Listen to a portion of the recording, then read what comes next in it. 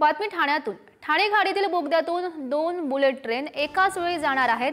Train प्रति तास 250 किलोमीटरच्या वेगाने धावू शकतील। बुलेट ट्रेनच्या बांधकामात सुरक्षेवर आता विशेष भर देण्यात आला आहे। बुलेट ट्रेनच्या मार्गातील 340 किलोमीटरचं काम वेगाने सुरू असल्याची सध्या माहिती मिळते।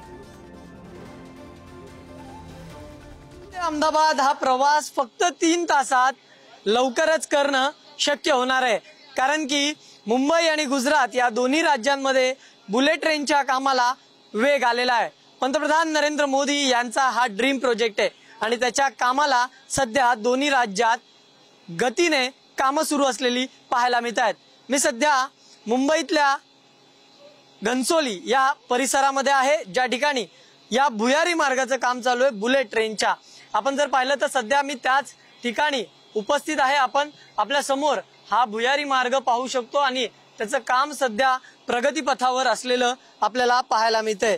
जर आपण पाहिलं तर यामध्ये 320 किलोमीटर प्रति तास वेगाने ही मुंबई ते अहमदाबाद बुलेट ट्रेन धावणार असल्याची माहिती सध्या मिळते आणि त्यातलाच घनसोलीच्या परिसरात असलेला हा महत्त्वाकांक्षी टनल जो अनेक अडचणींचा होता, त्याचे काम आता प्रगतीपथावर असलेलं आपल्याला पाहायला मिळतंय। आणि आता पुढची कामं मुंबईतली असतील, वांद्रे कुर्ला कॉम्प्लेक्स किंवा गुजरात राज्यातली असतील, ही जवळजवळ आता जलद गतीने सुरू असलेली आपल्याला पाहायला मिळत आहेत।